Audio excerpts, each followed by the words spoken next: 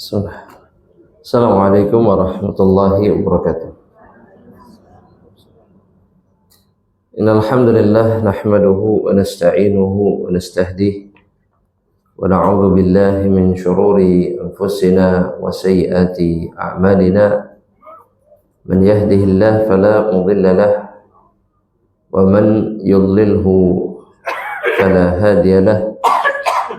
Asyhadu an la ilaha illallah wahdahu la syarika lah wa asyhadu anna Muhammadan abduhu wa rasuluhu la nabiyya ba'dah.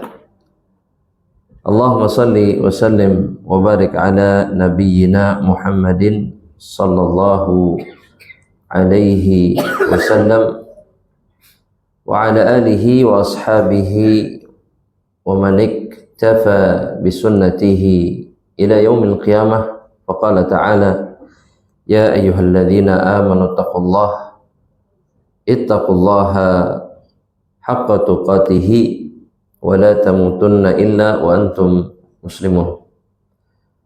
Fa amma ba'd, ahibati fillah wa ikhwani fid din, azzanallahu wa iyyakum. Kembali dengan izin Allah serta taufik serta hidayahnya, kita akan melanjutkan insyaallah ta'ala pembahasan kitabullah yang dikatakan oleh Nabi Muhammad sallallahu alaihi wasallam dalam khutbatul hajahnya sebagai khairul hadis, sebaik-baik perkataan yang ada di atas permukaan bumi ini, yaitu Al-Quran Al-Karim, kitabullah yang merupakan kalamullah, perkataan Allah subhanahu wa ta'ala, yang disepakati oleh para ulama juga sebagai afdhalul ulum. Ilmu tentang Al-Quran adalah ilmu terbaik karena dia berbicara tentang kalamullah, dan kalamullah menduduki tempat yang paling tinggi di antara sumber-sumber agama atau sumber-sumber Islam. Dan kita bersyukur kepada Allah subhanahu wa ta'ala, kita telah menyelesaikan juz yang terakhir, yaitu juz 30, dan sudah memasuki kepada juz yang ke-29. Dan hari ini insyaallah ta'ala kita memasuki pembahasan suratul insan, ya, yang disebutkan oleh Al-Imam Ibnu Katsir di dalam tafsirnya, yaitu Tafsirul Qur'anil Azim. Al-Imam Ibnu Katsir mengatakan tafsiru suratil insani wa hiya makkiyah. Tafsir surat Al-Insan, dan surat Al-Insan itu adalah surat makkiyah. Ada surat yang turun pada periode dakwah Rasulullah sallallahu alaihi wasallam di kota Makkah Al-Mukarramah. Itu di 13 tahun pertama kenabian beliau sallallahu alaihi wasallam. Dan di antara ciri utama atau tanda utama suratul atau suwar al-makkiyah, surat-surat makkiyah, itu berbicara tentang al-akhirah, tentang akhirat, tentang surga, dan juga tentang neraka Allah subhanahu wa ta'ala, dan juga berbicara tentang yaumil qiyamah. Jadi secara umum dia berbicara tentang yaumul akhir, tentang hari akhir. Al-Imam Ibnu Katsir, atau disebutkan dalam Sahih Muslim, ya, an Ibni Abbas radhiyallahu ta'ala anhuma, dari sahabat Abdullah Ibnu Abbas, anna Rasulullah sallallahu alaihi wasallam kana yaqra'u fi salati subhi yaumal jumu'ati. Anda ulangi sekali lagi. Anna Rasulullah sallallahu alaihi wasallam, bahwasanya Rasulullah sallallahu alaihi wasallam kana yaqra'u, beliau membaca fi sholatis subhi, di dalam salat subuh, yaumal jumu'ah, yaumal jumu'ah, ya, bitahriki al-mim, ya, mimnya diharokati dengan dhammah, jumu'ah, yang bermakna hari Jumat. Jika disukunkan bitaskiniha, dengan mensukunkannya, maka kata al-jum'ah, jum'ah itu artinya adalah 1 minggu, 7 hari. Itu bedanya antara jumu'ah dengan jum'ah. Jadi yang benar adalah hari Jumu'ah, bukan hari Jumat atau Jum'ah. Yang benar adalah hari Jumu'ah. Pada hari Jumu'ah, pada waktu sholat fajar atau sholat subuh, maka Nabi Muhammad sallallahu alaihi wasallam membaca di rakaat pertama Alif Lam Mim Tanzilul Kitab, ya. Yang dimaksud adalah awal surat As-Sajdah. Artinya Nabi membaca surat As-Sajdah dari ayat pertama sampai ayat yang terakhir, dan di rakaat kedua Nabi Muhammad sallallahu alaihi wasallam beliau membaca hal ata 'alal insani hinum minad dahri lam yakun syai'an madhkura. Di rakaat yang kedua, baginda yang mulia Nabi Muhammad sallallahu alaihi wasallam beliau membaca suratul Insan. Dan inilah yang menjadi kebiasaan Rasulullah sallallahu alaihi wasallam pada setiap hari Jumu'ah. Sebagaimana Nabi Muhammad sallallahu alaihi wasallam juga setiap sholat Jumat, Jumu'ah, itu Nabi biasa membaca suratul A'la, di rakaat kedua membaca suratul Ghasyiyah, atau dalam riwayat yang lain Nabi Muhammad SAW di rakaat pertama membaca suratul Jumu'ah, di rakaat kedua beliau membaca suratul Munafiqun.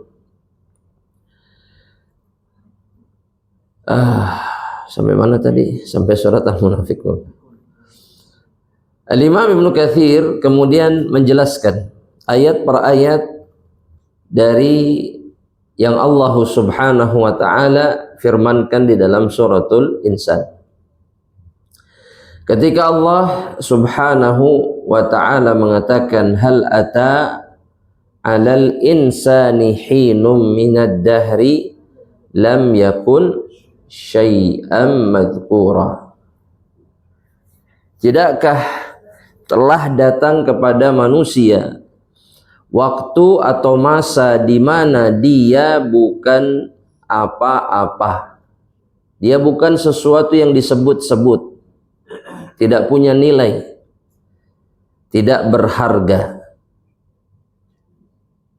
Imam Ibnu Katsir beliau mengucapkan atau mengatakan yaqulu ta'ala mukhbiran 'anil insan. Allah Subhanahu wa taala berfirman mengabarkan kabar tentang manusia, annahu aujadahu ba'da an lam yakun syai'an yuzkar. Dialah Allah yang telah menciptakan manusia setelah sebelumnya manusia itu bukan apa-apa, bukan sesuatu yang disebut-sebut, lihaqaratihi wa dha'fihi, karena saking hakirnya. Hakir itu artinya hina, rendah, ya, zat manusia sebelum dia diciptakan. Wa dha'fihi, dan juga lemahnya, unsur pembuat manusia sebelum dia diciptakan, sebelum dia ada. Karena Allah setelah itu, setelah mengucapkan ayat pertama ini, Allah menjelaskan apa yang dimaksud oleh dirinya di ayat yang pertama. Bahwa manusia itu sebelum jadi manusia dia bukanlah sesuatu yang berharga, bernilai. Kata Allah, inna khalaqnal insan min nutfatin amsyajin nabtalihi faja'alnahu sami'an basira. Kami ciptakan manusia dari nutfah, ya, dari embrio kalau bahasa ininya, amsyaj, yang bercampur, karena embrio itu terbentuk karena percampuran air laki-laki dan air perempuan, ya, mani laki-laki dan begitu juga mani perempuan. Nabtalihi, ya, kata Allah subhanahu wa ta'ala, kemudian kami uji dia setelah jadi manusia, diciptakan sama Allah jadi, setelah itu sama Allah diuji. Ini pengumuman dari Allah bahwa manusia setelah penciptaannya, maka Allah subhanahu wa ta'ala menciptakan dia untuk kemudian diuji. Faja'alnahu sami'an basira, dan kemudian kami jadikan dia mendengar, dan kemudian kami jadikan dia bisa melihat. Tulis di catatannya, dalam banyak ayat ketika Allah subhanahu wa ta'ala mensifati manusia bahwa Allah jadikan mereka mendengar, Allah jadikan mereka bisa melihat, Allah dahulukan pendengaran di atas atau sebelum penglihatan. Alasannya satu, karena yang pertama kali Allah ciptakan pada janin manusia itu adalah pendengaran sebelum penglihatan. Dan itu terbukti secara medis. Satu. Yang kedua, yang pertama kali berfungsi itu telinganya dulu, baru penglihatannya. Yang kedua, karena pendengaran adalah jalan masuknya hidayah, jalan masuknya kebenaran.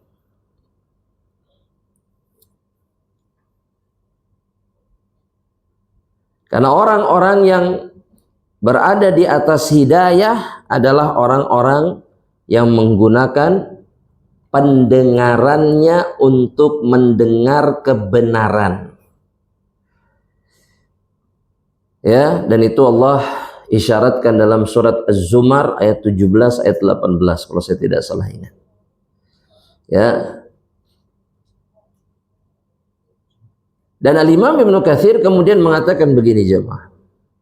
Tsumma bayyana dzalika faqal. Allah kemudian menjelaskan setelah menetapkan, mengumumkan, mengabarkan bahwa manusia tadinya bukan sesuatu, bukan apa-apa. Dan kemudian mengatakan sesungguhnya kami ciptakan manusia min nutfatin amsyajin. Kami ciptakan manusia dari nutfah amsyaj, yakni akhlaq, yakni sesuatu yang bercampur.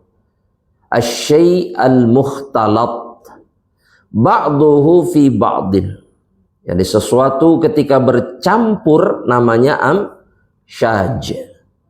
Qala Ibnu Abbas mengatakan yang dimaksud nutfatin amsyajin adalah ma'ur rajuli, air laki-laki, yakni maninya laki-laki, wa ma'ul mar'ati, dan kemudian air perempuan, idza jtama'a, ketika bergabung, wahtalata, dan ketika bercampur.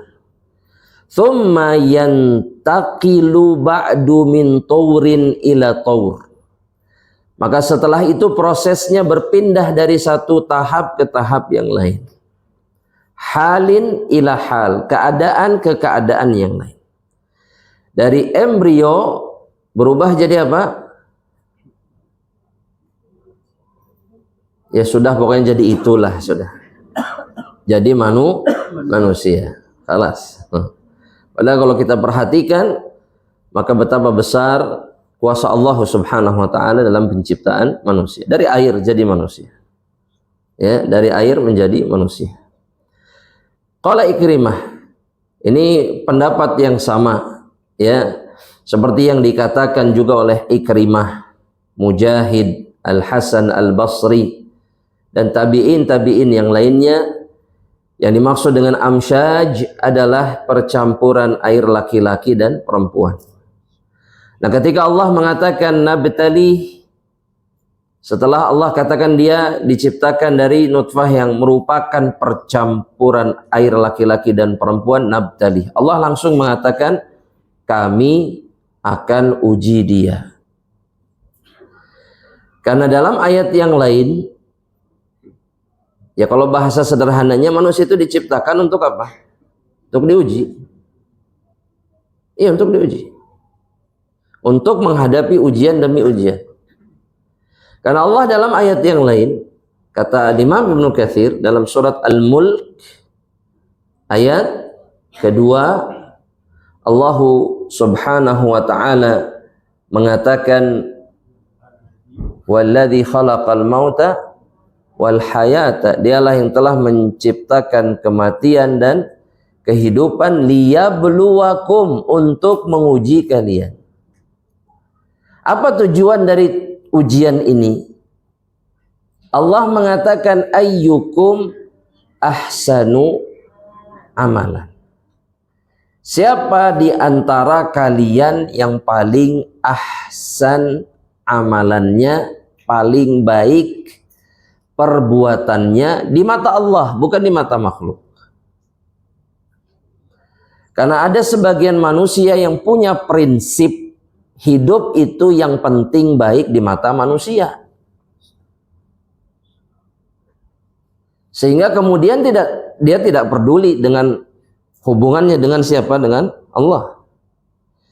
Yang baik itu adalah yang baik hubungannya dengan alam. Dengan alam. Yang menjaga hutan, yang menjaga sungai, yang menjaga sawah. Itu orang baik. Tapi dia tidak peduli di sisi yang lain, dia menduakan Allah Subhanahu wa taala, dia nggak peduli. Ya. Yang dimaksud dengan ahsanu amalan di sini adalah yang paling baik amalannya di mata Allah Rabbul Alamin. Makanya Fudail ibnu Iyad, ya, Al-Fudail ibnu Iyad, beliau pernah mengatakan ketika menjelaskan ayat ini, ahsanu amalan. Dan ini menunjukkan pemahaman para ulama sebelum kita terhadap ayat ini. Beliau mengatakan yang dimaksud dengan ahsanu amalan itu adalah akhlasuhu, yang paling ikhlas amalannya, maksudnya yang paling tulus dilakukannya kepada Allah, wa aswabuhu, dan yang paling benar, amalannya yang paling benar. Dan aswabuhu, kata aswabuhu yang paling benar itu mengisyaratkan sunnah Nabi. Karena amalan baru benar kalau sesuai sunnah Nabi, ya. Bukan yang terbaik amalannya di mata makhluk. Ini ingat baik-baik. Diciptakan untuk diuji. Faja'alnahu sami'an basira, dan kemudian kami jadikan dia, manusia ini, bisa mendengar, bisa melihat. Alasannya, kata Imam Ibnu Katsir, kenapa Allah jadikan untuk dirinya ada pendengaran, ada mata, ya, ada penglihatan. yatamakkanu bihima minat ta'ati wal ma'siyah, agar dia kemudian bisa melakukan, menyempurnakan ketaatan kepada Allah dengan mata, dengan penglihatan dan telinganya, atau juga kemudian dia bisa bermaksiat. Ya, Allah izinkan kita bermaksiat atau tidak?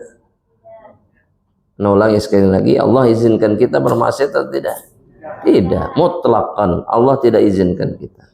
Iya kan? Mana dalil yang menunjukkan Allah izinkan kita bermaksiat? Tidak ada. Ada enggak? Tidak ada.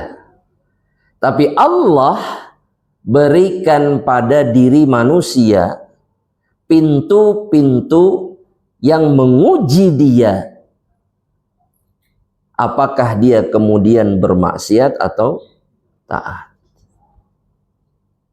Ya, Allah nggak pernah minta kita bermaksiat dengan mata kita, kan nggak pernah. Betul? Tapi mata adalah pintu ujian.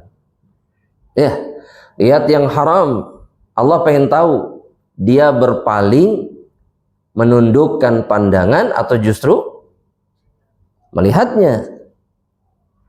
Ini yang dimaksud dengan nabtalih. Ini yang dimaksud dengan kami akan uji.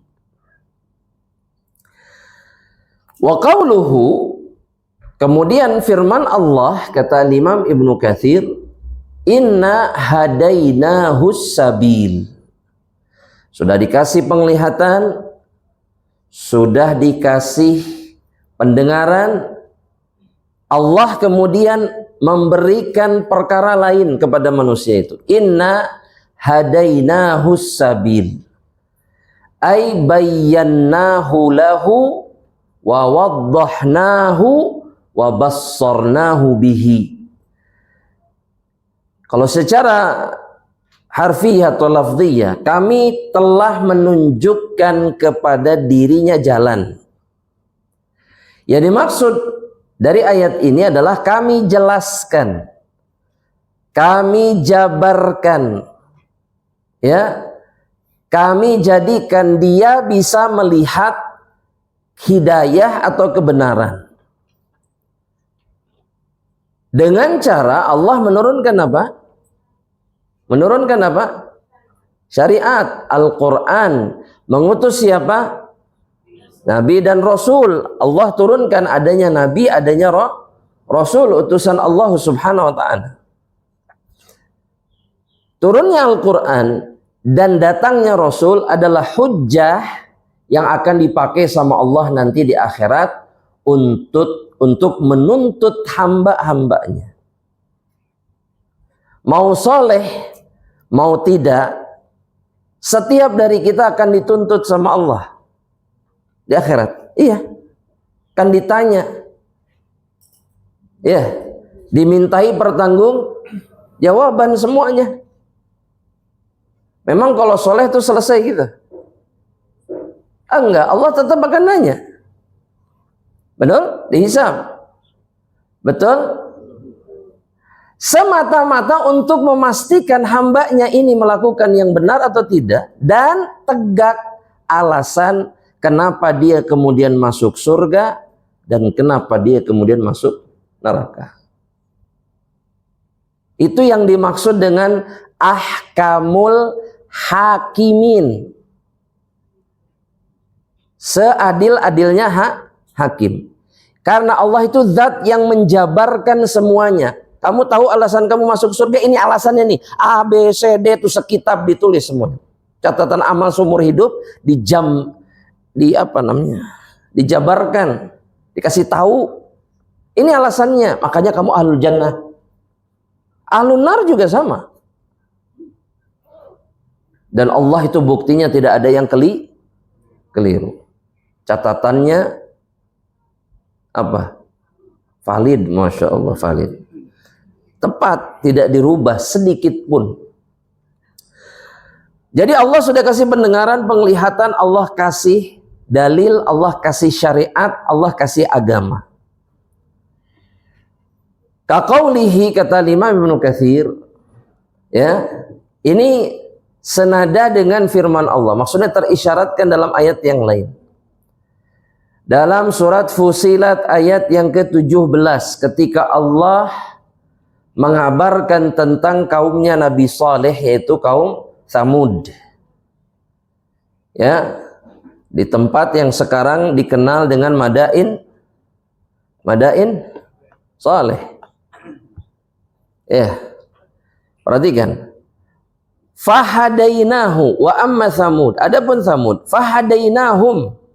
Kami sudah kasih hidayah, petunjuk kepada mereka.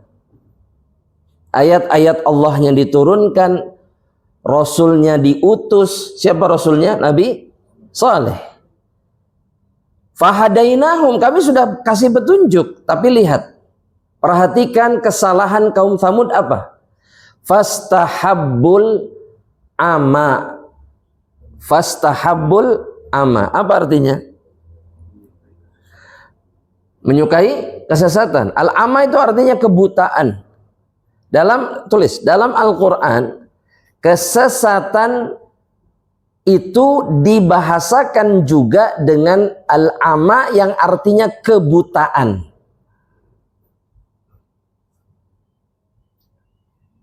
Buta, orang sesat itu buta. Dan bahkan Allah dalam satu ayat memastikan bahwa buta yang sebenarnya adalah buta hati.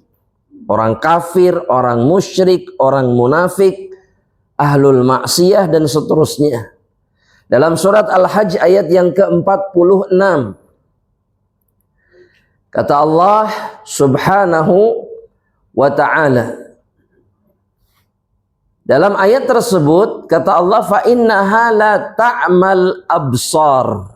Sesungguhnya penglihatan itu nggak buta, meskipun nggak bisa melihat.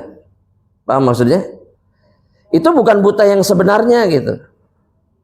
Walakin kiasan betul. Walakin ta'mal qulubu allati fis sudur. Tapi yang benar-benar buta itu adalah hati yang ada di dada ketika seseorang tidak mengambil menerima hidayah.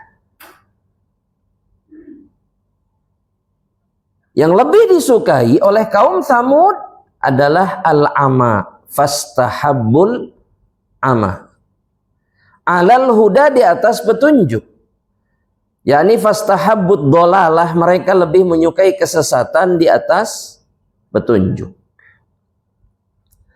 Atau seperti dalam ayat lain, dalam surat Al-Balad ayat yang ke-10, ketika Allah mengatakan wahadainahun najdain, kami telah memberikan petunjuk kepada dua jalan.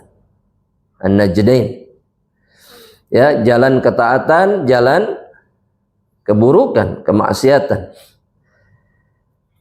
Ai bayyana lahu tariqal khairi wa tariqasy syarr, kami sudah jelaskan, ya, jalan kebaikan dan jalan keburukan, jelas terang benderang, ya, mana baik mana buruk, mana sesat mana tidak sesat, berada di atas hidayah, mana yang halal mana yang haram, ini sudah dijelaskan, sudah.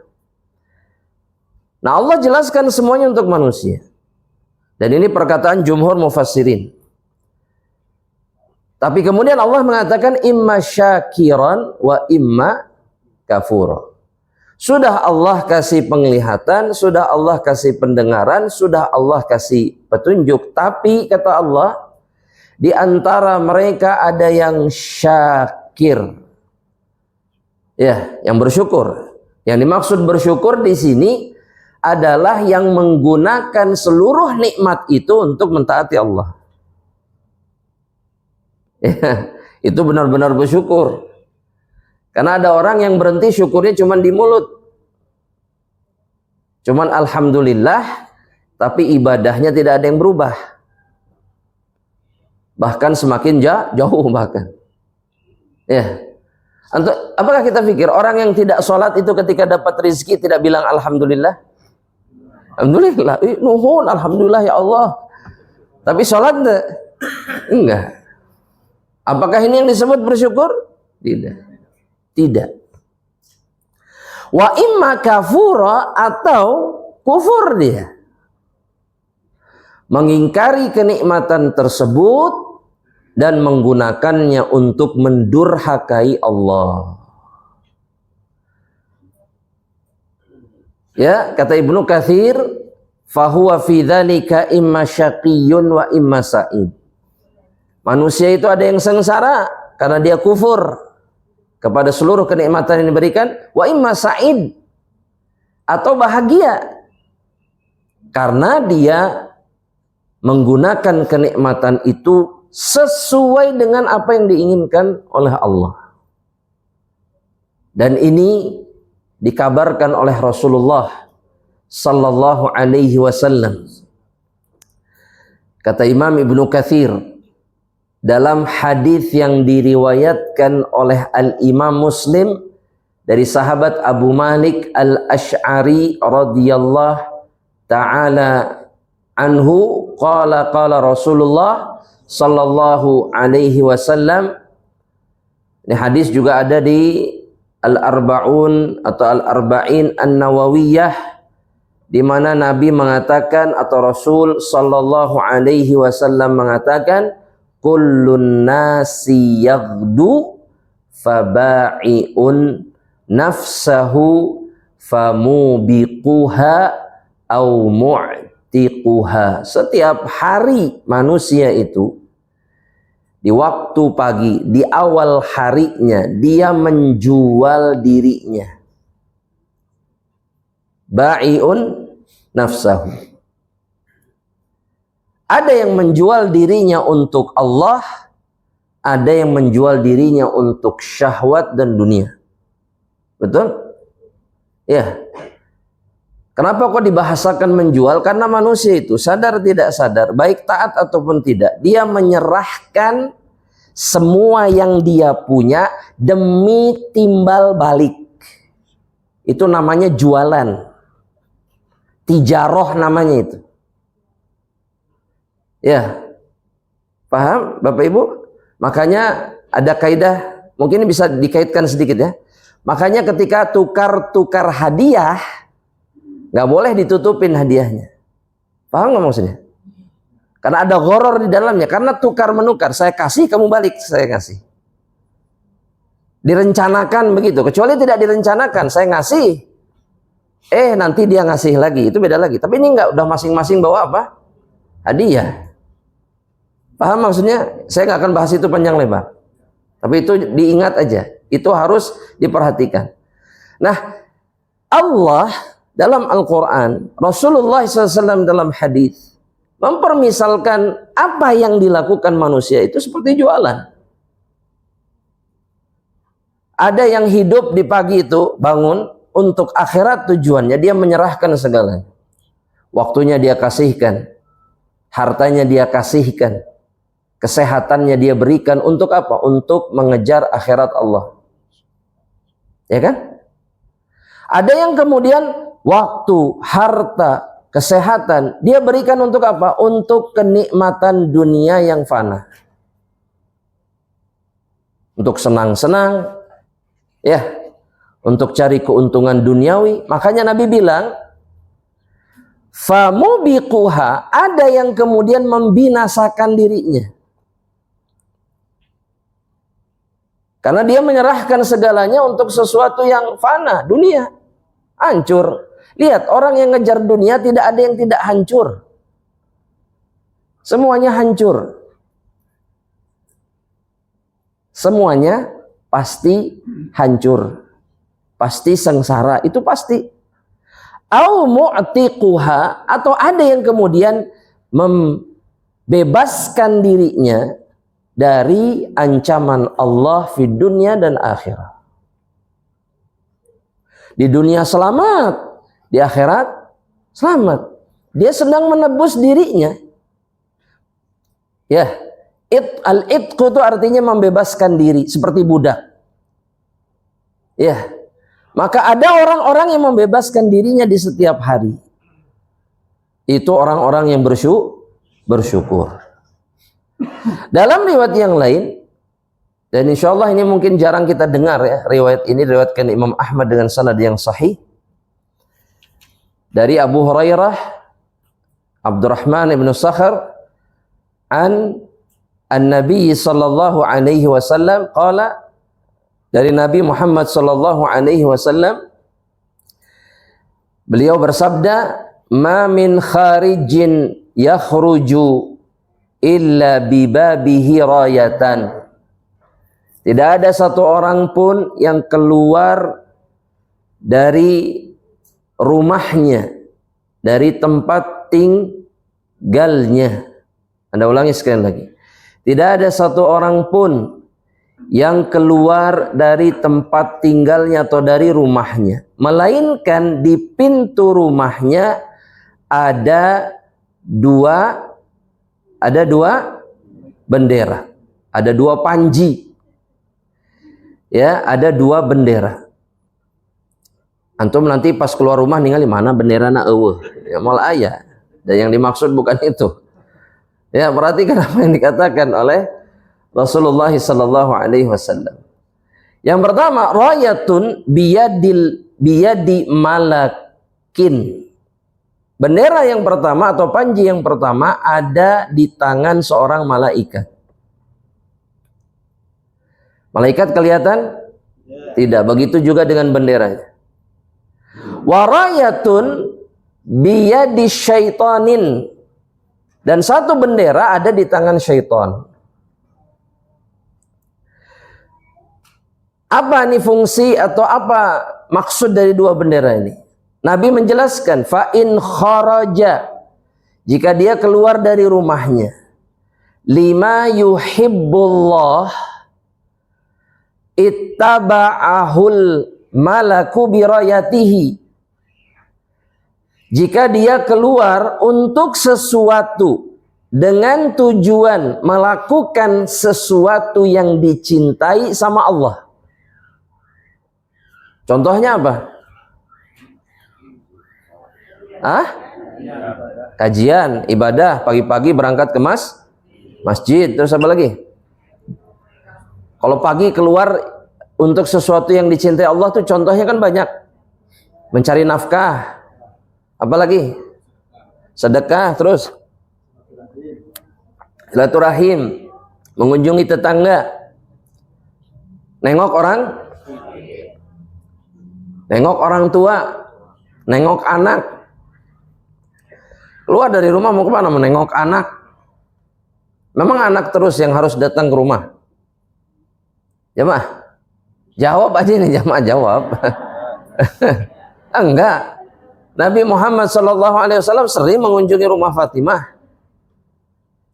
Ibrahim alaihissalam berangkat dari Palestina ke Mekah untuk mengunjungi rumah siapa?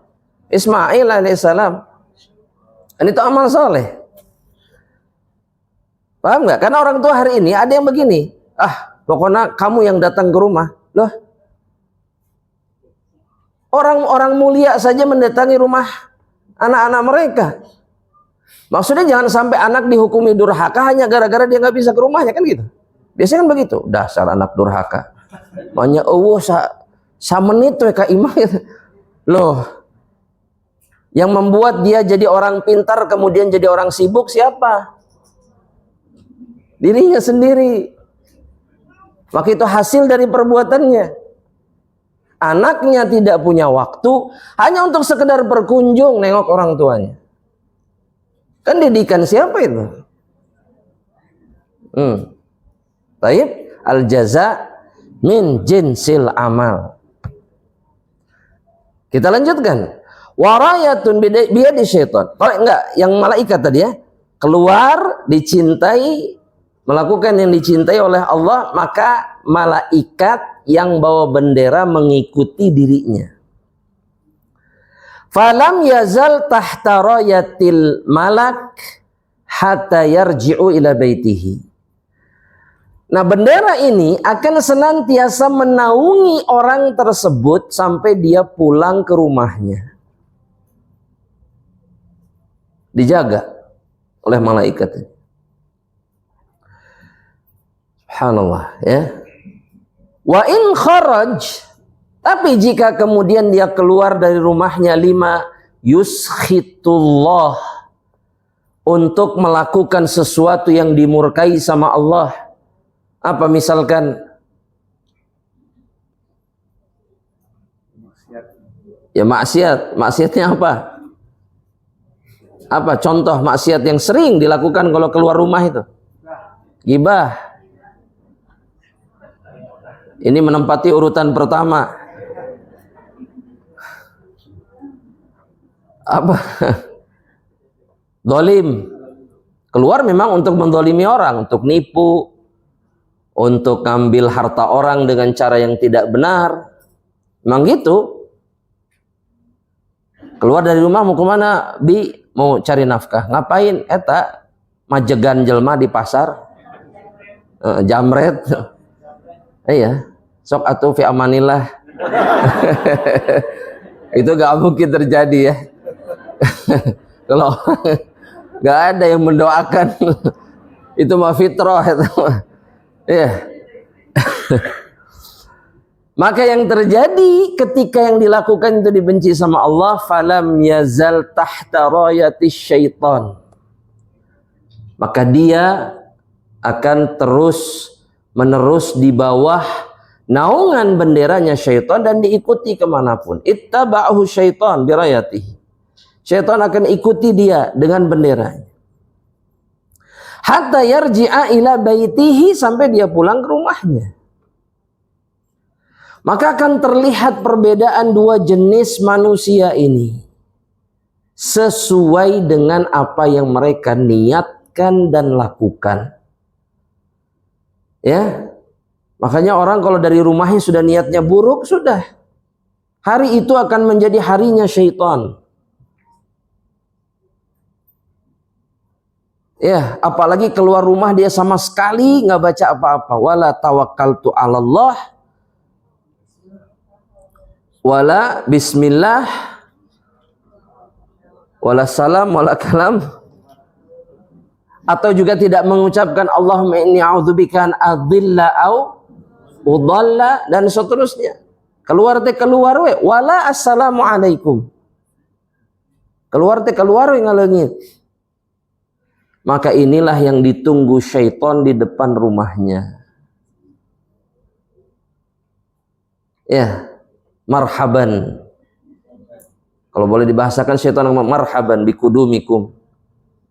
Ya ahlas syaitan. Bukan ahlal khair, tapi ahlas syaitan, temannya syaitan. Sahibus syaitan. Ya, ini yang kita inginkan jemaah. Ini yang tidak. Maka setiap kali kita keluar dari rumah kita, lakukanlah yang baik.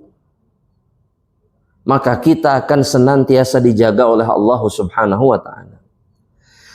Dalam riwayat yang lainnya juga diriwayatkan oleh Al-Imam Ahmad. Ini masih menguatkan bahwa ada di antara hamba Allah itu yang menjual dirinya, mencelakakan diri, setiap hari menjual dirinya. Kemudian ada yang membebaskan dirinya dari azab, ada yang kemudian menghancurkannya. Dalil ketiga dari sahabat Jabir ibnu Abdillah, di mana kata Jabir, anna Nabiyya sallallahu alaihi wasallam qala li Ka'ab ibni Ujrah. Beliau mengatakan kepada Ka'ab ibnu Ujrah, a'azakallah, semoga Allah melindungi dirimu, min imaratis sufaha, dari kepemimpinan orang-orang bodoh. Tulis saja dulu. Nabi kemudian menjelaskan. Ka'ab ibnu Ujrah kemudian bertanya kepada Nabi sallallahu alaihi wasallam, wa ma imaratus sufaha? Apakah apa yang Anda maksud dengan kepemimpinan orang-orang safih? Safih itu orang yang gak punya akal. Ya. Umara yang aku maksud, kata Nabi, para pemimpin yakununa min ba'di, yang datang setelah aku tidak ada. Ya, itu baru sifat pertama. Sifat yang kedua, la yahtaduna bihudaya. Mereka tidak mengambil petunjuk dengan petunjuk yang aku punya, yang aku bawa.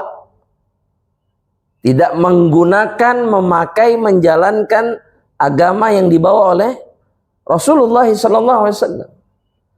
Dan al-huda, kata al-huda, itu makna pertamanya kembali kepada Al-Quran. Karena Allah menamai Al-Quran dengan Al-Huda, petunjuk. Kitabul Huda, petunjuk tertinggi itu adalah Al-Quran Al-Karim. Wala yastannun, dan mereka tidak bersunnah bisunnati, dengan sunnahku. Nah, ini 3 ciri pemimpin sufaha. Ya, datangnya setelah Rasul SAW, mereka tidak menggunakan petunjuk yang dibawa oleh Rasulullah SAW, tidak menjalankan syariat yang dibawa oleh Rasul, ya, Sallallahu Alaihi Wasallam, tidak bersunnah dengan sunnah Rasulullah SAW, maka Nabi berlindung dan mendoakan sahabatnya agar dilindungi dari pemimpin-pemimpin yang seperti ini. Kemudian Nabi mengatakan, faman saddaqahum bikadzibihim. Maka barang siapa di antara kalian, hamba-hamba Allah, membenarkan kebohongan mereka. Bohong tapi kata kita jujur, ya mau benar, padahal bohong. Wa a'anahum ala zulmihim, dan membantu mereka untuk menyempurnakan kezaliman mereka. Jelas zalim tapi ditolong, malah dibantu. Faulaika laisu minni, maka orang-orang seperti ini tidak termasuk golongan saya. Walastu minhum, dan aku bukan bagian dari mereka. Wala yariduna ala haudi, mereka tidak akan sampai ke telagaku. Nah, termasuk yang diusir dari haudnya Nabi Muhammad SAW itu bukan hanya saja orang-orang yang mengada-ngada bikin syariat baru atau bikin ibadah baru di dalam agama, tidak. Bukan hanya mereka aja, tapi juga orang-orang yang membenarkan kebohongan dari para pemimpin yang sifatnya seperti tadi dan membantu kezaliman mereka. Karena orang yang seperti ini tidak termasuk golongannya Nabi Muhammad SAW. Ya. Kemudian dia mengatakan, Nabi melanjutkan perkataannya dengan mengatakan, ya Ka'ab ibnu Ujrah, ya Ka'ab ibnu Ujrah, as-sawmu junnah. Saum itu adalah tameng. Yang dimaksud dengan tameng, junnatun minan nar. Dalam riwayat yang lain disebutkan, dia adalah tameng dari api neraka Allah. Yastajinnu bihal mu'minu minan nar, kata Nabi. Orang mukmin menjadikan puasanya sebagai tameng dari api neraka. Was-sadaqatu tudfi'ul khati'ah, dan sedekah memadamkan dosa atau kesalahan. Ya, dosa atau kesalahan. Dosa kesalahan, ya, itu dipadamkan. Dalam riwayat yang lain disebutkan kama yutfi'ul ma'un nara, sebagaimana air mematikan api. Ya, sedekah itu menghapus, menghilangkan dosa sebagaimana air memadamkan api. Hilang, habis.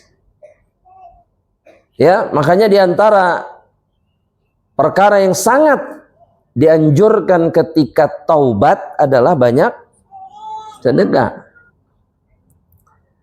Banyak sedekah. Ya. Wassalatu kurban, dan kemudian salat itu kurban. Apa artinya kurban? Perkara yang mendekatkan diri kita kepada Allah. Kurban. Ya. Atau dalam riwayat yang lain, burhan. Burhan itu artinya bukti yang sangat jelas, yang sangat terang benderang. Burhan itu bukan hanya sekedar bukti, tapi jelas banget. Bukti bahwa seseorang betul-betul beriman kepada Allah. Bukti keislaman. Bukti iman itu sholat. Udah nggak sholat, ngakunya gak bisa, gak ada buktinya. Buktinya orang muslim itu dia sholat. Betul jemaah? Sekarang hari ini antum tidak bisa membedakan mana kafir, mana mukmin dari penampilannya, sampai dia melangkahkan kakinya masuk masjid. Oh, ternyata muslim.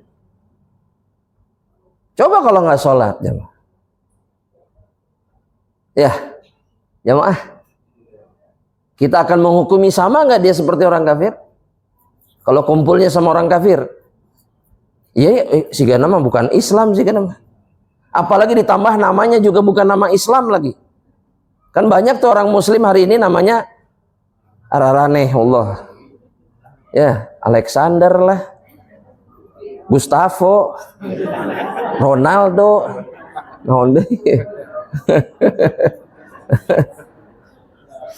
segala. Ya Allah, Javier. Ya, ada satu anak kecil ada tanya nama kamu siapa? Muhammad Javier apa gitu. Muhammad heula terus ada Javier di tengah-tengahnya. La ilaha illallah. Ya, tanya artinya kita mau ngerti Javier naon coba artinya. Ronaldo aja. Ronaldo artinya apa? Pokoknya mah keren lah pokoknya mah. Main bola. Ya, salat itu burhan. Nabi belum selesai dari nasihat atau wasiatnya kepada Ka'ab bin Ujrah.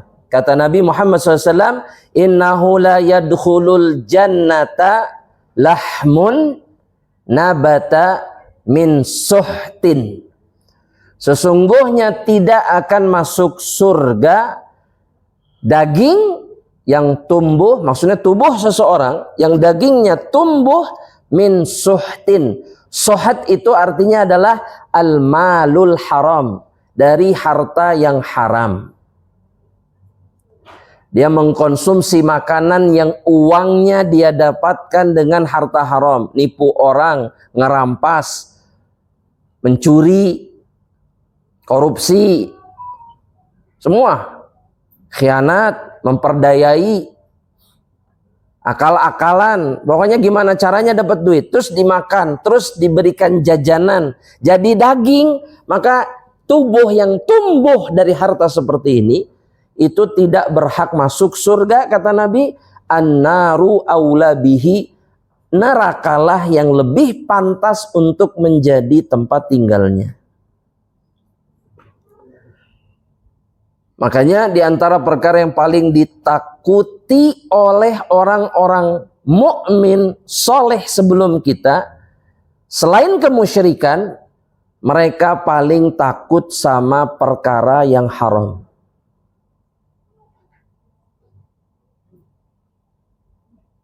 Karena mungkin kalau syirik jelas statusnya, tapi harta yang haram seringkali dia samar. Betul? Namanya syubhat. Hari ini syubhat itu ditinggalkan atau disikat? Disikat. Lah syubhat kan can jelas halal haramna. Padahal yang syubhat itu lebih dekat kepada yang haram daripada yang halal. Meskipun ada kemungkinan halal. Tapi tuntunannya apa? Tinggal. Nah kalau orang yang betul-betul soleh mah nggak peduli, rek subhatna gede pisan ge. Karena sayang kan subhatnya besar nih nilainya. Subhat tapi lebar mau dilepaskan. Bismillah, lah bismillah. Subhat ge di iya. Kenapa? Karena tidak takut dengan api neraka. Padahal nggak dapat yang syubhat meskipun jumlahnya besar, pasti hidup, dan yang pasti juga terjadi apa? Allah akan berikan gantinya yang lebih baik. Nah itu tuh yang aneh, yang nggak kepikiran tuh di situ. Ini nggak diambil sama kita, nilainya fantastis. Tinggalkan karena Allah, saya nggak mau ini syubhat. Allah pasti ganti sama yang lebih baik. Ya, itu yang jarang muncul di kepala kalau berhadapan sama yang syubhat. Ya, betul? Ambil, tinggalkan yang syubhat itu.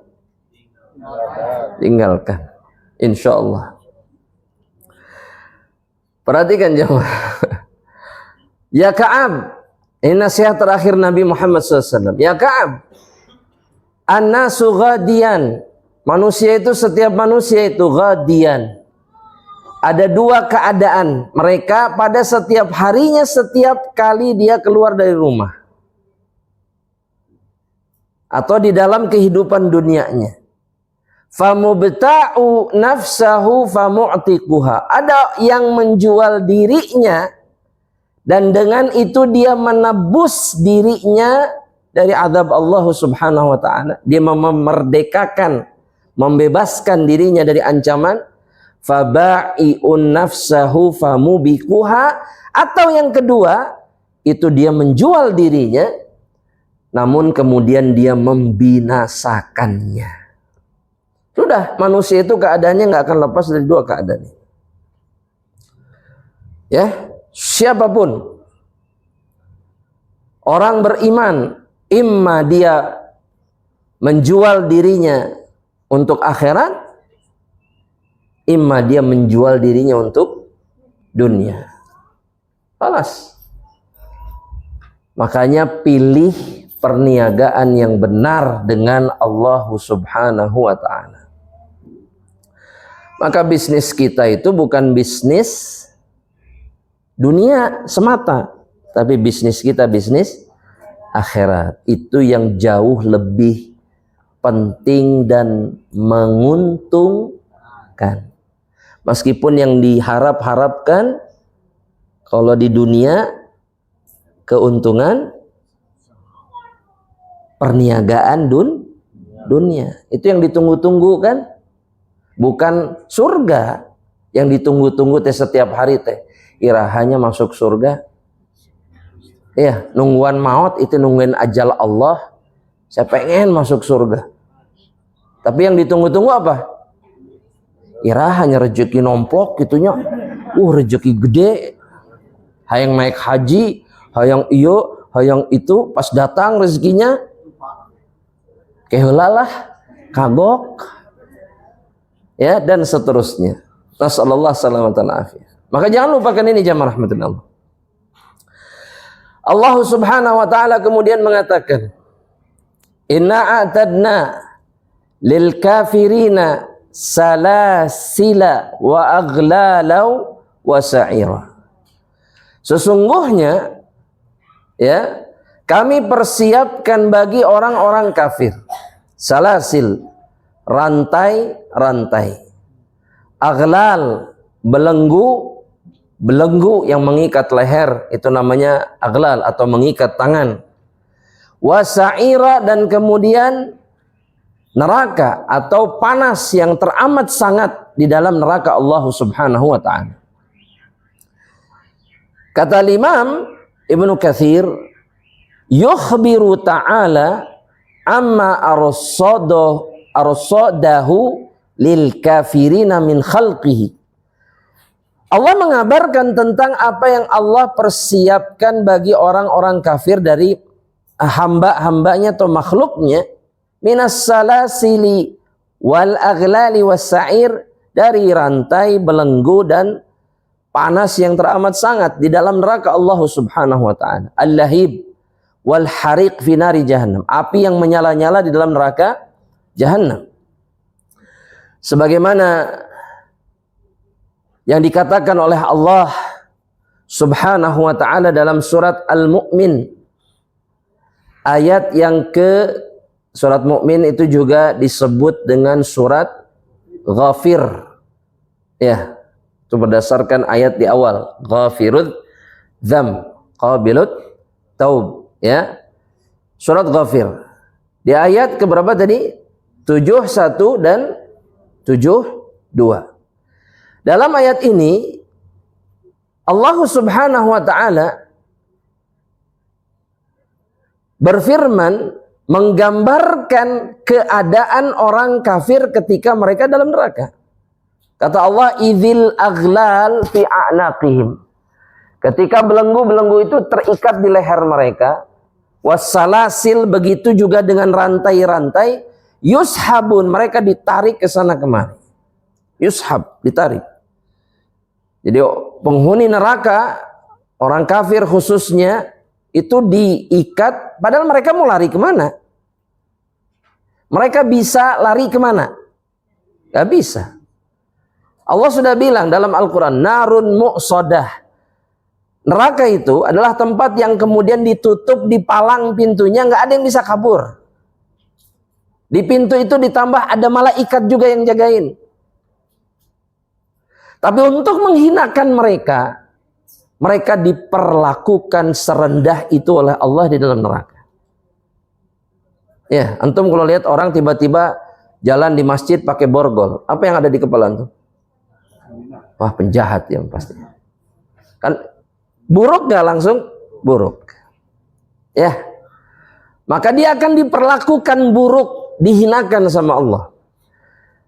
Fil hamim, kemudian dimasukkan ke dalam panas yang teramat sangat, tsumma finnar, kemudian ke dalam api yusjarun, mereka dibakar. Dipanaskan. Ya, digosongkan bahkan. Setelah gosong jemaah, dikembalikan kembali dalam keadaan sebelumnya dan dibakar lagi sampai gosong. Gitu aja terus. Ya. Mau seperti itu? Wal iyadu billah. Sudah, jangan pernah kepikiran, guys. Jangan gara-gara kita merasa diri sudah kenal tauhid, sudah tidak syirik, sudah mengikuti sunnah, kita nggak mungkin masuk neraka. Jangan berpikiran seperti itu. Kita ini pendosa. Kemungkinan masuk nerakanya masih ada. Makanya berjuanglah supaya tidak masuk neraka sekuat tenaga sekarang.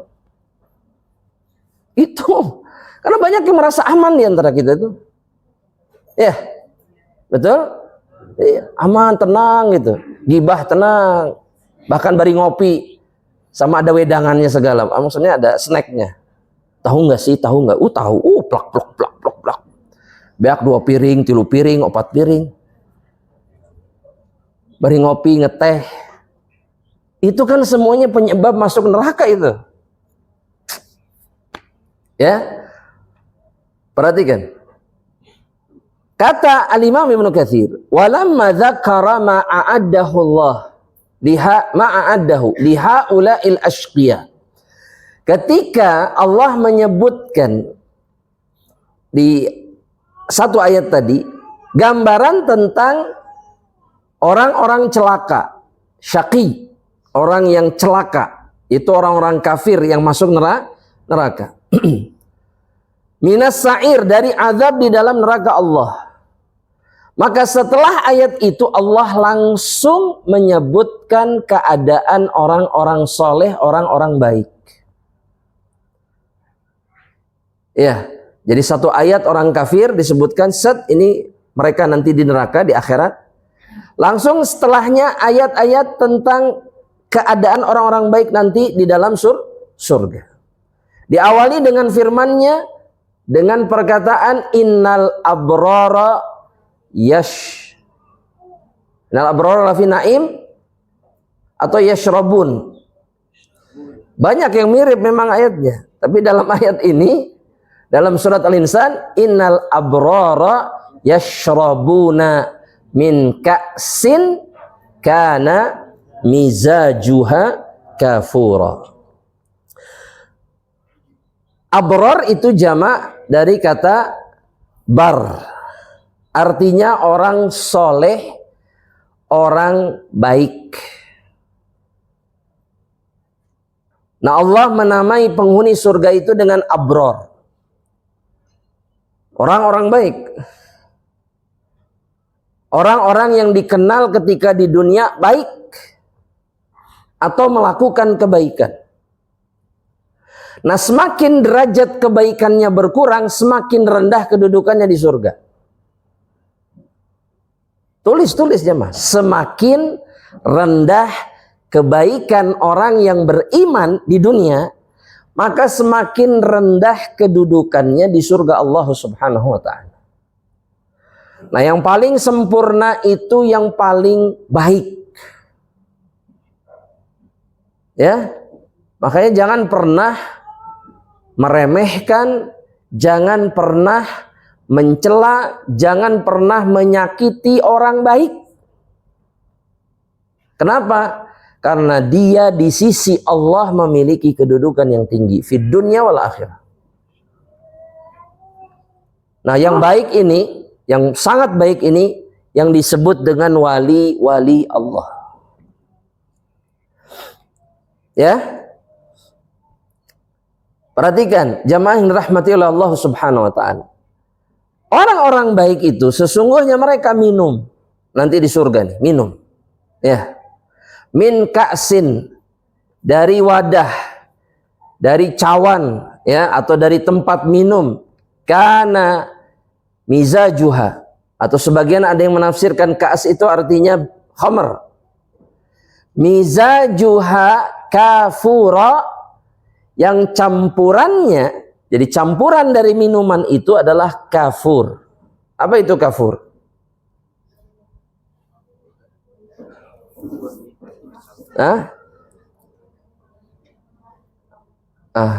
Kafur itu zat. Zat kapur. Bukan kapur yang seperti ditagok, bukan. Bukan itu. Kafur itu zat sudah ma'ruf dari dulu. Antum pernah dengar kapur barus? Ya, itu dari bahasa Arab, kafur.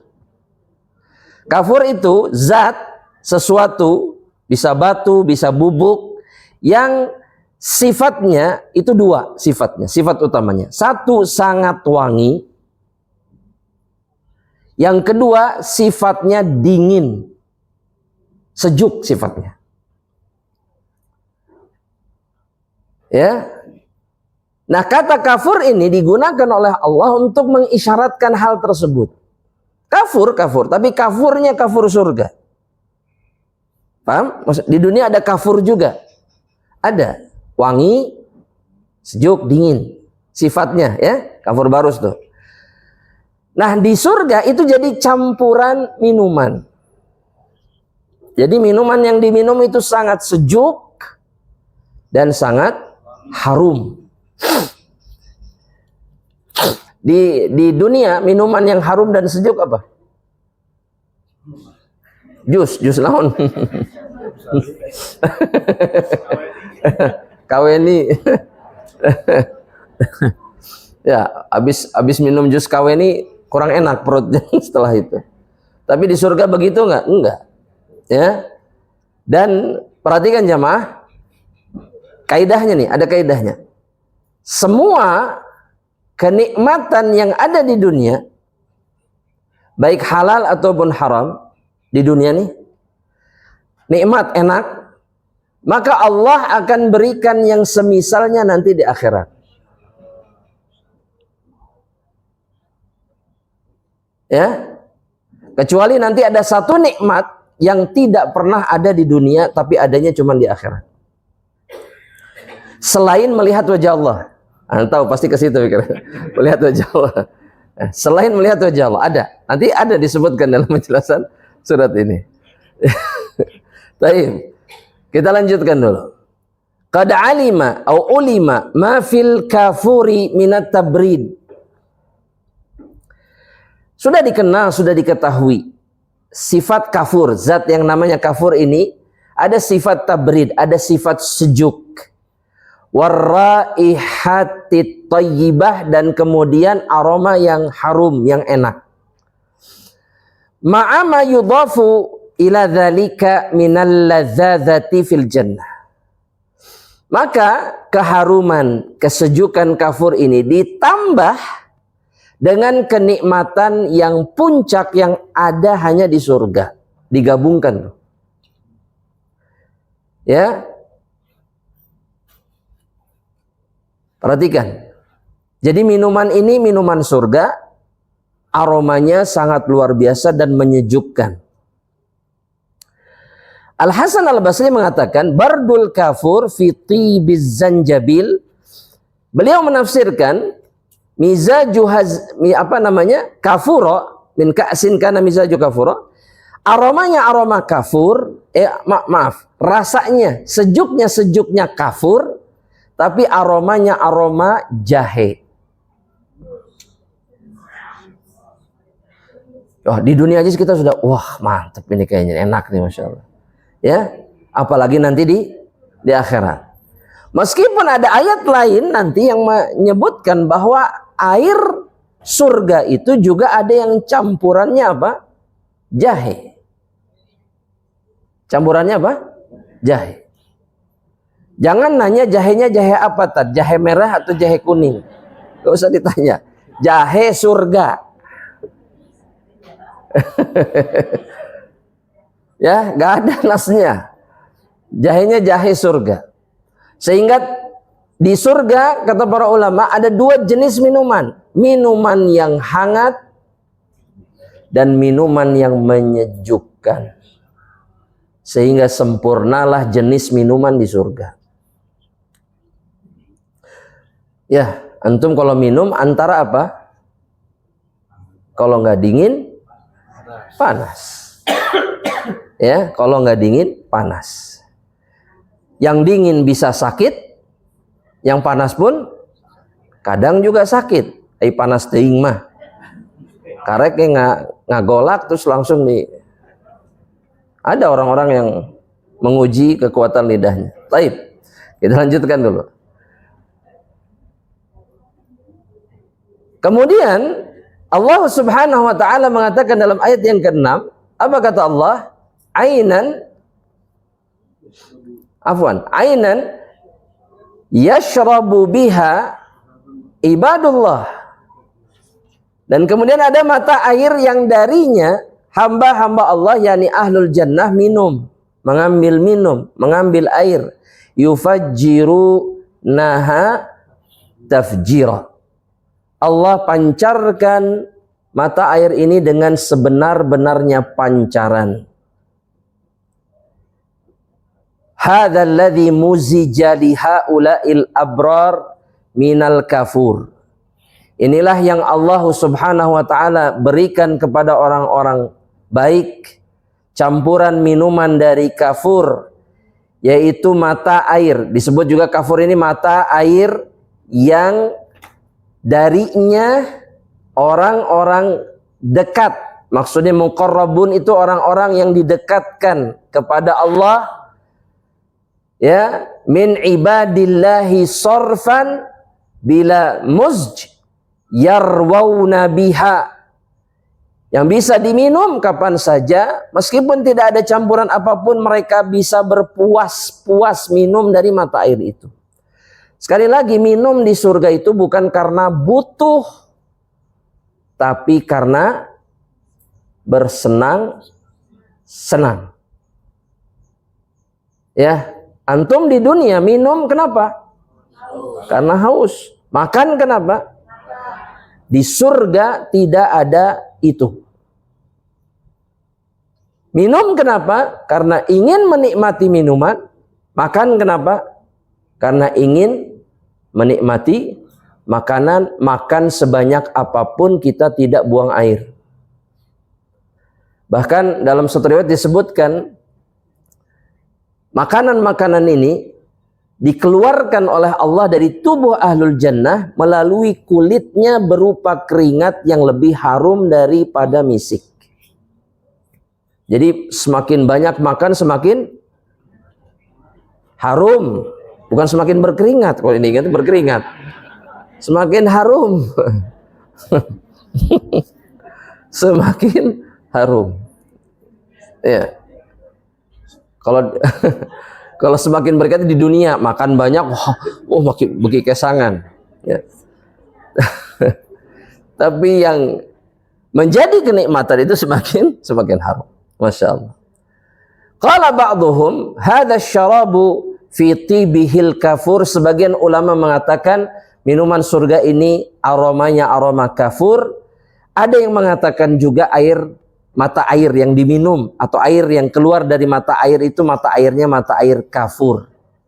Ya, ini pendapat-pendapat yang pasti minuman surga itu harum, sejuk. Yufajjirunaha tafjira. Ketika Allah mengatakan yufajjirunaha tafjira, ay yatasarrafuna fiha haitsu sya'u wa aina sya'u. Yang dimaksud dengan yufajjirunaha tafjira, ahlul jannah itu bisa memperlakukan mata air ini sesuka mereka kapanpun dan dimanapun.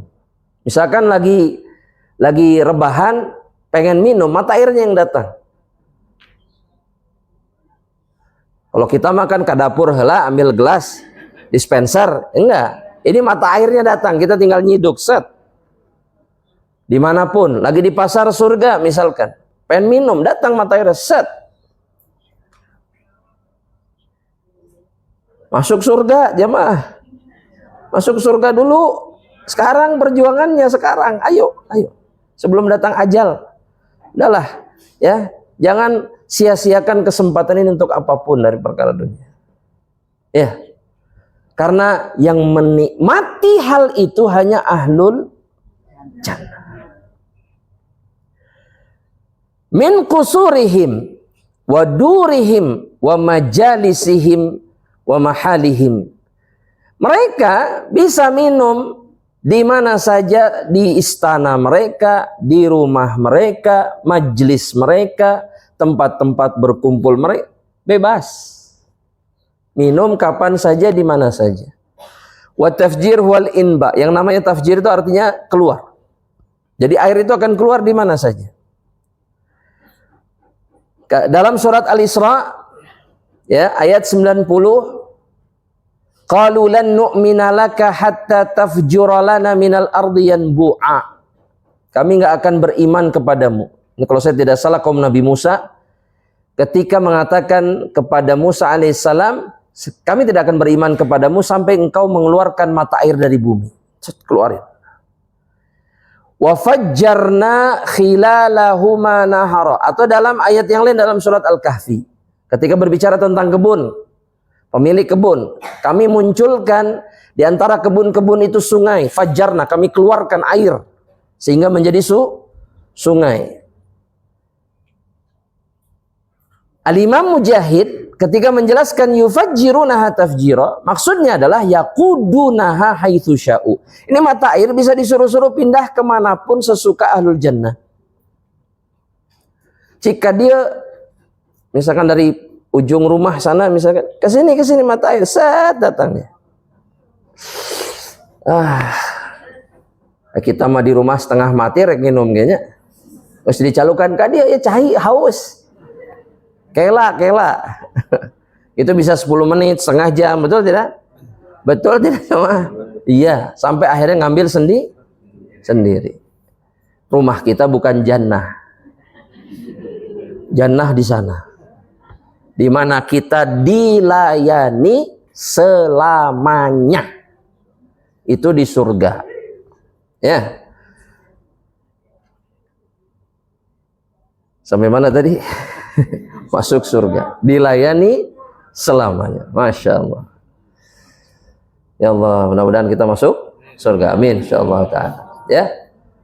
Berkata Imam Ikrimah, Qatadah dan Ats-Tsauri, yakni Sufyan Ats-Tsauri, yang dimaksud dengan yufajjirunaha tafjira adalah yusarrifunaha haitsu sya'u. Mereka bisa mengendalikan, bersikap, bertindak sesukanya dengan mata air itu. Bebas. Sesuai dengan kehendak mereka. Nah, kemudian Allah mulai menceritakan atau mengabarkan siapa yang dimaksud dengan abror tadi, yang berhak minum air kafur atau campurannya kafur, dikasih mata air yang bisa diperintah sesukanya. Allah sebutkan beberapa sifat mereka dengan mengatakan yufuna bin nadri. Sifat pertama yang disebutkan oleh Allah adalah mereka menunaikan, melaksanakan nazar mereka kalau bernazar. Ay yata'abbaduna lillah, mereka beribadah kepada Allah fima aujabahu alaihim min fi'li ta'atil wajibati bi asli syar'i. Mereka menyembah Allah, beribadah kepada Allah dengan melakukan yang wajib dilakukan dari ketaatan. Seperti ibadah fardu, sholat wajib, puasa dan seterusnya, atau wa ma'aujabuhu ala anfusihim bi tariqin nadri, atau ketaatan yang mereka wajibkan untuk diri mereka sendiri dengan cara nazar. Jadi amalan ini sebetulnya tidak wajib, tapi jadi wajib karena nazar. Al-Imam Malik dalam Muwatta'nya, begitu juga dengan Al-Imam Al-Bukhari dari sahabat Aisyah, sahabiyah Aisyah, Ummul Mukminin, istri Nabi Muhammad sallallahu alaihi wasallam, beliau mengatakan bahwa suaminya Rasulullah SAW pernah bersabda, man nazara, barang siapa yang pernah bernazar, an yuti Allah, untuk mentaati Allah, fal yuti'hu, maka hendaknya dia mentaati Allah. Seperti sedekah kalau sembuh dari sakit. Sedekah kan ketaatan kepada Allah. Atau mau umroh. Ya, saya pernah ketemu satu ibu-ibu umur 80, dia nadarnya sakit, sembuh, 2 bulan sakit sembuh, nadarnya mau umroh sama anak sama mantunya. Dan dia laksanakan itu 10 orang, dia yang biayai sendiri. Iya. Nazar. Itu ketaatan bukan? Ketaatan. Maka dia taati, kata Nabi Muhammad SAW. Tapi sebaliknya, man nazara an ya'siyallah, barang siapa yang bernazar memaksiati Allah, fala ya'sihi, maka jangan maksiati Allah.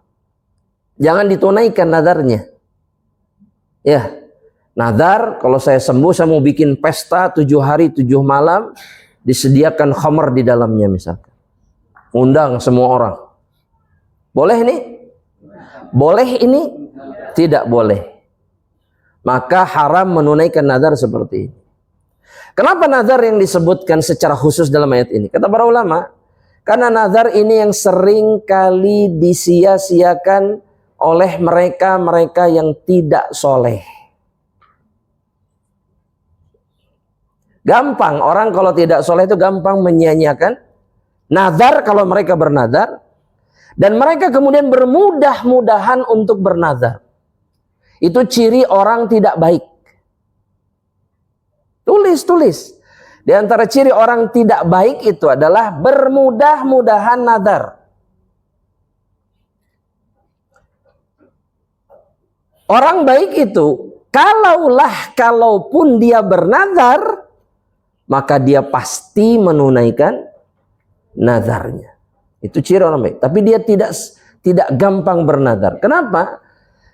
Karena nazar itu muncul dari orang bakhil, dari orang pelit. Dia melakukan ketaatan itu syaratnya, dengan nazar, memaksa dirinya untuk melakukan. Padahal nggak usah dipaksa aja, lakukan. Kalau memang pengen sedekah, ya sedekah aja. Dan nazar yang bersyarat seperti yang sering dilakukan itu, kata Nabi, la tu'ajjilu rizqan, ya, la tu'ajjilu rizqan wa la tu'ajjilu ajalan. Kama qala Nabi SAW, dia tidak akan menyegerakan rizki dan tidak akan mengakhirkan ajal. Sebenarnya bukan nazar itu yang membuat kemudian kita sembuh, membuat anak kita kemudian lulus ujian, kan gitu biasanya. Berharap dengan nazarnya itu terwujud cita-citanya. Baik. Kemudian yakhafuna yauman kana syarruhu mustatira. Sifat yang kedua, mereka itu takut akan satu hari di mana keburukannya menebar di mana-mana. Yaitu hari kiamat. Yani tentunya ini bagi mereka yang celaka. Nah, rasa takut mereka itu, kata Ibnu Katsir, membuat mereka meninggalkan perkara yang haram. Wa yatrukunal muharramat allati nahahum anha. Karena yang membuat kita meninggalkan perkara yang haram, batil, dosa, penyebabnya satu, khauf minallah, takut dari Allah. Kalau nggak takut, maaf, kita nggak akan menjauh dari perkara yang haram. Ya, al-khauf minallah. Nah, sifat ahlul jannah itu sangat takut kepada Allah. Akhirnya, karena mereka khawatir dengan murka Allah, mereka tinggalkan seluruh sebab yang bisa membuat mereka dimurkai oleh Allah Subhanahu wa ta'ala. Dan semua itu khifatan min su'il hisabi yaumal ma'ad. Semua itu karena takut dari buruknya, beratnya hisab pada hari kiamat, pada hari kembali. Huwal yaumul ladzi syarruhu mustatir. Hari di mana keburukannya itu menebar di mana-mana. Semua orang punya kemungkinan yang sama untuk mendapatkan keburukan pada hari itu. Semua orang kan diancam semuanya. Ya, kecuali yang selamat, yang dirahmati sama Allah. Illa man rahimallah, kata Ibnu Katsir, kecuali yang dirahmati sama Allah. Tapi yang enggak dirahmati sama Allah celaka. Dan yang celaka jauh lebih banyak. Permisalan ahlul jannah dengan ahlul nar itu, ya Allah, itu cuma satu helai rambut putih, di tengah-tengah seekor lembu berwarna hitam. Yang selamat itu sedikit. Sedikit banget. Ya. Bahkan kata Ibnu Abbas atau Al-Imam Al-Qatadah, pada hari kiamat keburukan itu memenuhi langit dan bumi. Maksudnya yang ada pada saat itu di padang mahsyar. Semuanya. Ancaman murka Allah, panasnya matahari, beratnya penantian, beratnya hisab, itu meliputi segala sesuatu pada hari kiamat. Makanya jamaah rahmatullah Allah Subhanahu wa ta'ala, dua sifat ini saja,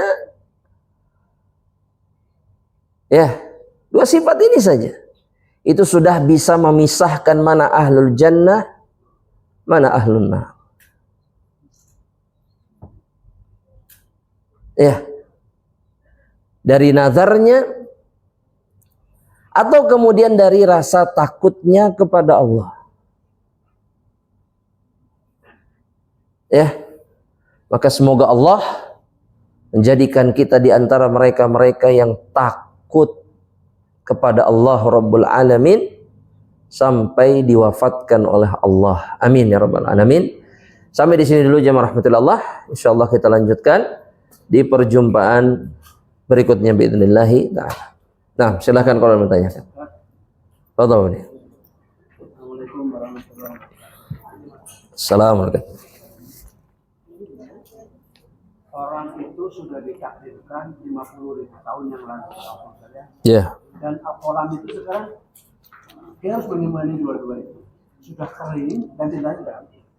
Nah sekarang pertanyaannya gini kan, orang bisa masuk neraka dan surga sudah tercatat, tapi orang melakukan ibadahnya itu jannah, tiba-tiba di akhir hayatnya dia masuk neraka. Iya.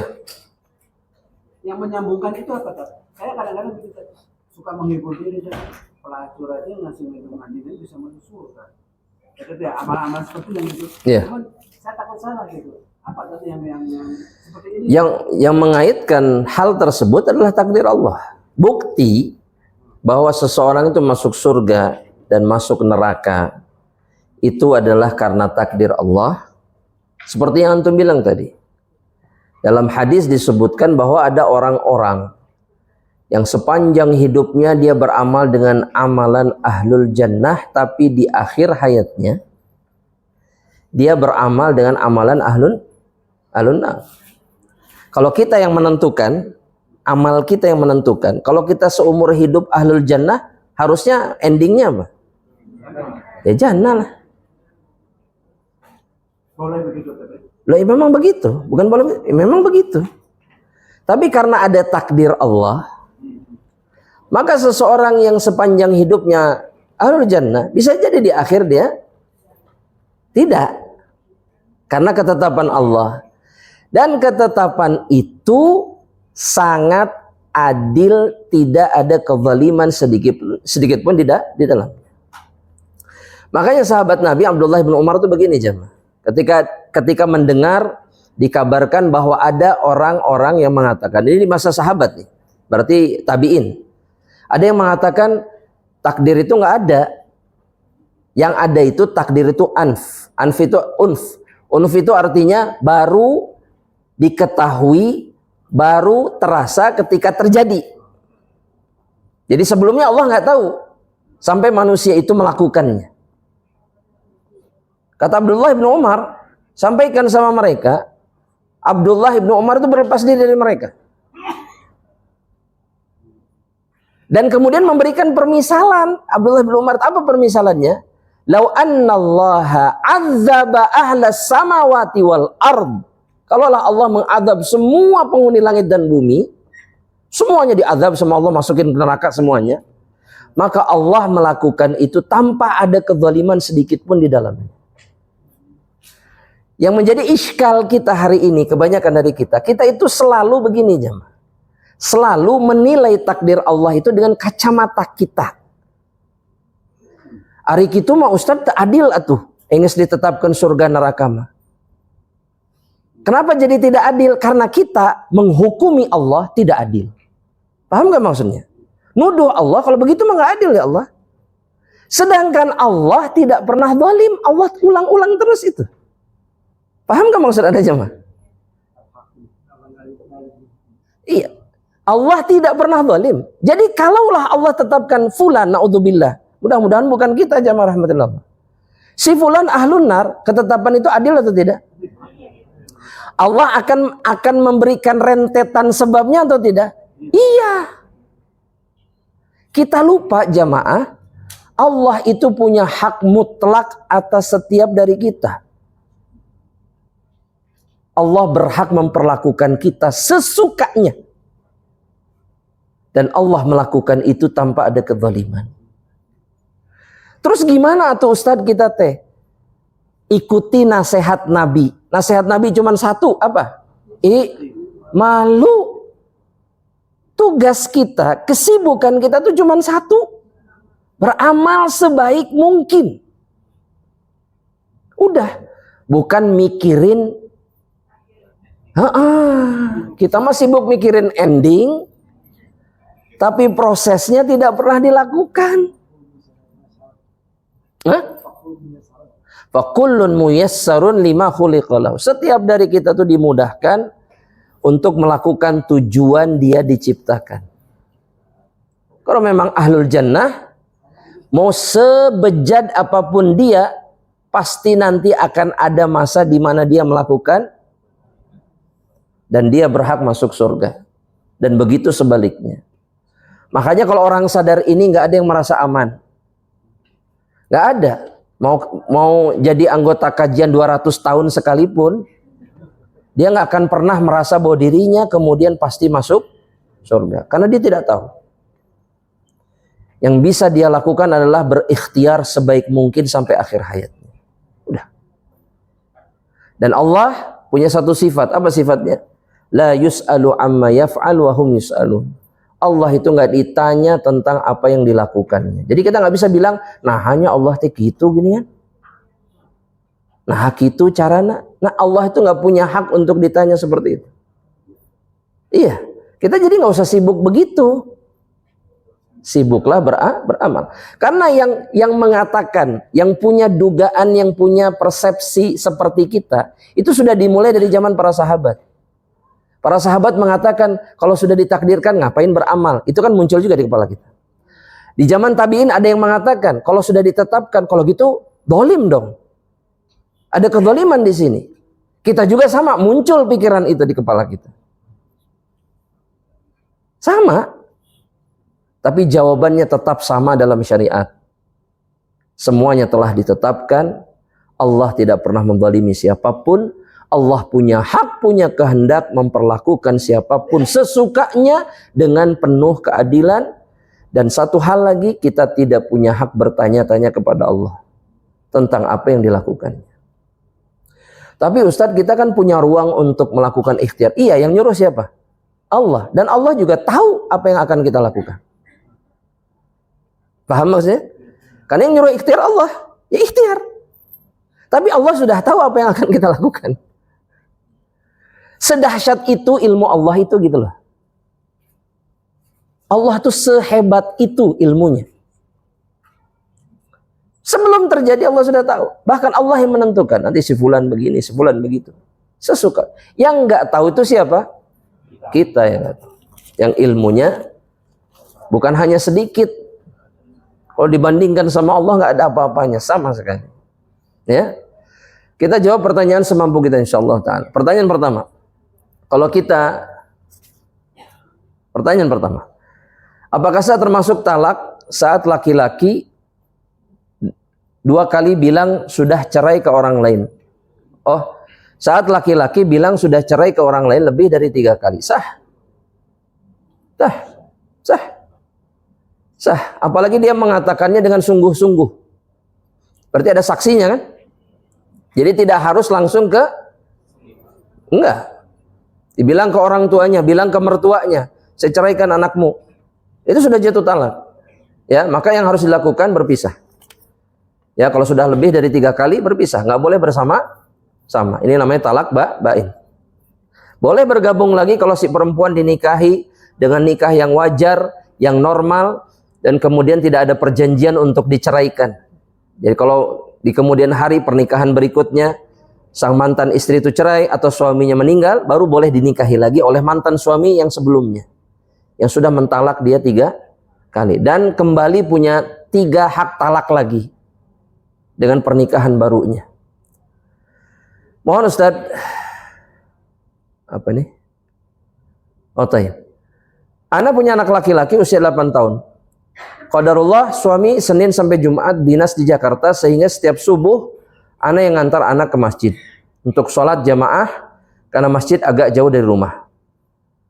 Jadi anak sholat subuhnya setelah antar anak di rumah, karena kalau ikut jamaah khawatir fitnah.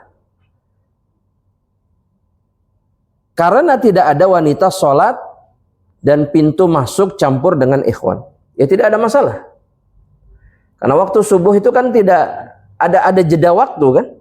Maksudnya azan di masjid pun ada iqomah, antarkan anak di awal waktu, pulang ke rumah, sholat, jemput lagi anaknya misalkan. Ya, dan kerepotan seperti ini akan berpahala besar di sisi Allah Subhanahu wa ta'ala. Kalau memungkinkan untuk sholat berjamaah ini lebih baik. Tapi kalau yang dikhawatirkan kemadorotannya jauh lebih besar, maka jangan sholat di masjid itu. Ya, cukup sholat di rumah. Wallahu a'lam bishawab. Ustaz, bila ada seseorang yang merasa hidupnya baik-baik saja, tidaklah ada ujian yang sangat menyakitkan yang ia rasakan. Alhamdulillah, adapun ujian dapat dilalui dengan hikmah dan rahmat Allah yang lebih baik. Apakah rasa baik-baik saja atas ujian hidup yang dihadapinya itu tanda kesombongannya? Kenapa jadi sombong, jemaah? Bisa jadi ini tanda kekuatan imannya. Menghadapi ujian dengan tenang, dengan sabar, dengan santai, tidak berlebihan. Jemaah, ya, dia tahu dia diuji sama Allah, tapi dia kemudian menghadapinya dengan ketenangan. Bisa jadi malah tanda iman. Iya, karena orang-orang mukmin itu ketika dia bersabar, Allah bilang dalam surat At-Taghabun itu, wa may yu'min billah yahdi qalbahu. Barang siapa yang beriman kepada Allah. Yang dimaksud iman di sini adalah sabar ketika menghadapi musibah. Karena ayat sebelumnya tentang musibah. Maka Allah akan berikan petunjuk kepada hatinya. Dia ditenangkan, dia dibuat kuat, dia dibuat tidak mudah bersedih. Itu kalau orang betul-betul sabar. Kalau saya berhusnudzon, mudah-mudahan ini tanda keimanannya. Wallahu a'lam bishawab. Pertanyaan berikutnya. Apa hukumnya jika seorang istri datang kepada suami yang sedang bertugas di luar kota? Kebetulan suami saya berlayar 2 bulan sekali. Saya harus ke kapal, tapi saya takut dosa karena bepergian tanpa mahram, hukumnya haram. Maka sebisa mungkin perjalanan mengantarkan atau berjumpa suami itu diantar mahram. Usahakan seperti itu. Tapi, ada tapinya.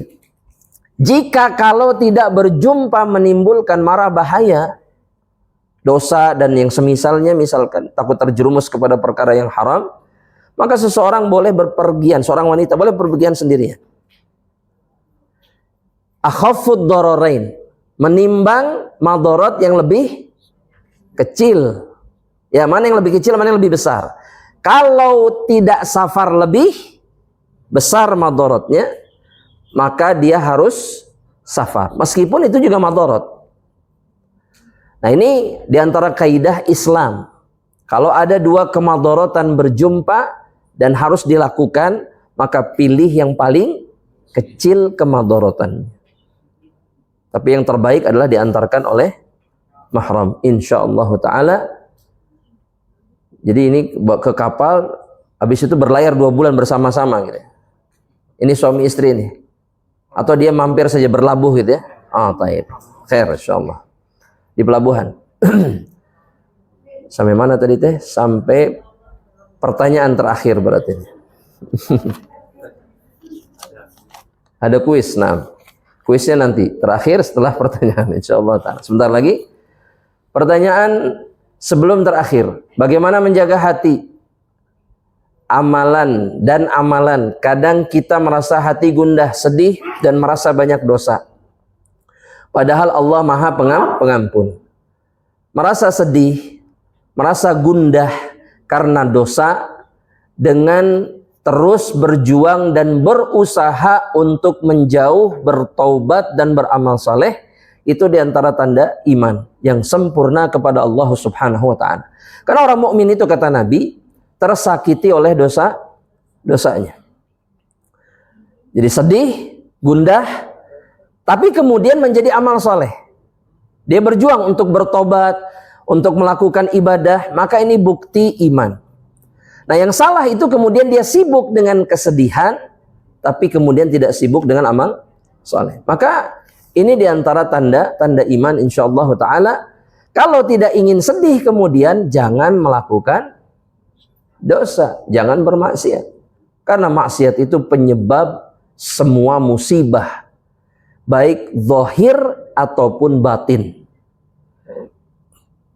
Jangan lupa, penyebab musibah itu dosa, baik musibah zahir, sakit, kecelakaan ini itu, ataupun batin. Musibah batin, sedih, gundah, stres. Apalagi penyakit yang lagi ngetren belakangan itu apa? Insecure. Terus apa lagi? Nah, itulah penyakit-penyakit kekinian. Secara kejiwaan, nah was-was dan itu dosa penyebab. Ya, semuanya dosa. Wallahu a'lam bishawab. Yang terakhir mana tadi pertanyaan? Kayaknya udah itu yang terakhir. Oh, kuis, masya Allah. Sebentar Bu ya, sabar. Ya. Ini yang terakhir ada. Bolehkah ketika akan menjual sesuatu diniatkan jika terjual akan memberangkatkan umroh saudara? Apakah ini termasuk nazar? Kalau niat saja tidak. Ya niat aja. Kan ini nggak mewajibkan. Pokoknya kalau ini terjual kudu. Kalau hanya ingin itu bukan nazar. Nazar itu mengharuskan diri sendiri melakukan sesuatu. Itu nazar. Pokoknya mah kalau begini saya kudu begini. Harus pokoknya. Karena makna nazar itu mewajibkan sesuatu yang tadinya tidak wajib. Tapi kalau kita misalkan begini, dapat uang, atau misalkan ada kemungkinan dapat keuntungan, nanti kalau dapat, saya pengen ngasih si fulan, apakah ini nazar? Bukan.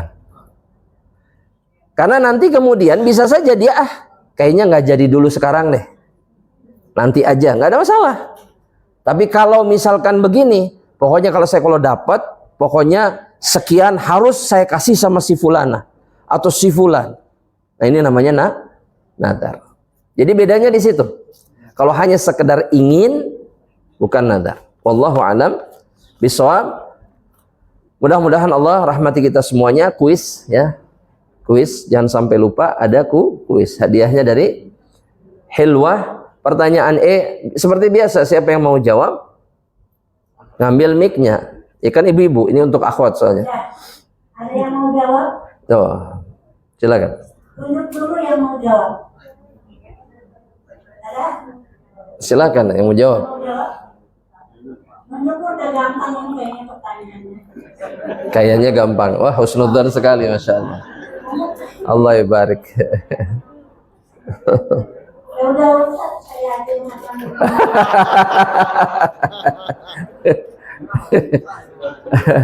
Betul lah, Ibu aja? ya. Oh, nah, barakallahu fiik. Masya Allah. Pertanyaannya begini. Sebutkan 2 surat yang dibaca oleh Rasulullah SAW di waktu subuh hari Jumu'ah.